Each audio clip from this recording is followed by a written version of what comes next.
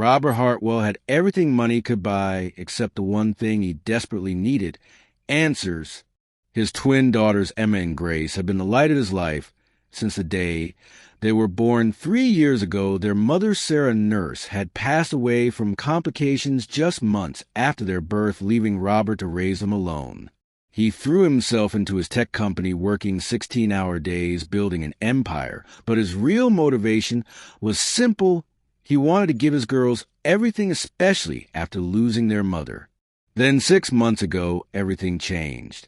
Emma and Grace started getting sick high fevers that came without warning, exhaustion that left them too weak to play. The episodes would last for days and disappear as mysteriously as they came. Robert took them to the best pediatricians in the country, Boston, New York, even flew them to specialists in London. The diagnosis was always the same: some kind of viral infection. It would pass, give it time. But it never passed, not really. The episodes kept coming back worse each time.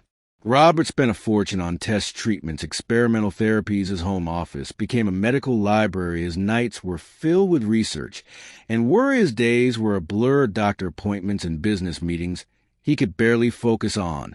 His assistant suggested hiring a nurse, someone who could watch the girls full-time, someone trained to spot problems. That was how Margaret Chun came into their lives.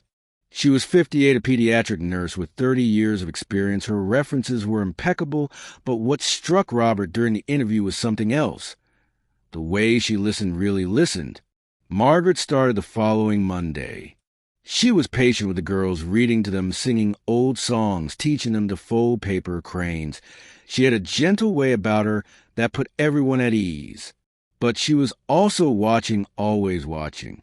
Robert noticed how she kept a small notebook, writing down time, symptoms, patterns. He had done the same thing himself, shown it to every doctor. They all said the same thing: children get sick, it happens. 3 weeks into her employment, Emma and Grace had another episode. Margaret was with them when it started. She noted the time, what they had been doing, what they had eaten. She stayed up all night, monitoring them, taking their temperature every hour, writing everything down. The next morning, Robert found her in the kitchen, staring at her notes. Her face was troubled. "Mr. Hartwell, I need to ask you something." She said, "When did you renovate this house?" The question caught him off guard. "About 8 months ago." "Why?" "Which rooms?"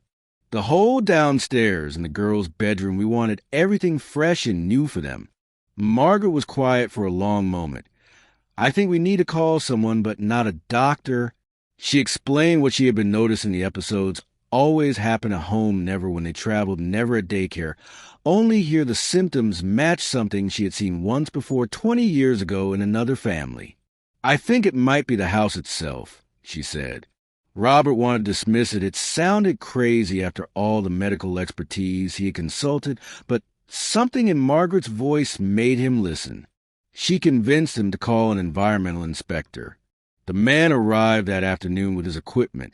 He tested the air, the walls, the new paint in the girls' room. What he found made Robert's blood run cold. The contractor had used the wrong type of sealant in the renovation one that released toxic fumes. The levels were highest in the twins' bedroom, where they spent every night breathing it in. "How did no one catch this?" Robert asked, his voice shaking. "Most doctors wouldn't think to look," Margaret said quietly. "They see symptoms, they treat symptoms, but sometimes you need to look at the whole picture, not just the patient." Robert had the house professionally cleaned every toxic material, removed the girls, stayed at his sister's place during the work. Within 2 weeks, Emma and Grace were different children. Their energy returned, their fever stopped, the color came back to their cheeks. Robert sat in his living room, watching them play for the first time in months, really play, laughing and chasing each other. Margaret sat nearby, folding paper cranes like she had taught the girls. "You saved them," Robert said. "After all that money, all those specialists, you saw what no one else did." Margaret smiled. "I just paid attention. Doctors are wonderful, but sometimes the answer is not in a blood test. Sometimes we have to look at how people live, where they sleep, what surrounds them." She paused, folding another crane.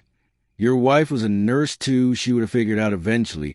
I am sure nurses, we see things differently. We live with patients. We watch. We notice the small things." Robert felt tears in his eyes. "Thank you, Margaret. I do not know how to." "You do not need to thank me," she said. "Just watch your daughters grow up, be present. That is enough." That night, Robert sat between Emma and Grace, reading them a bedtime story in their newly cleaned room.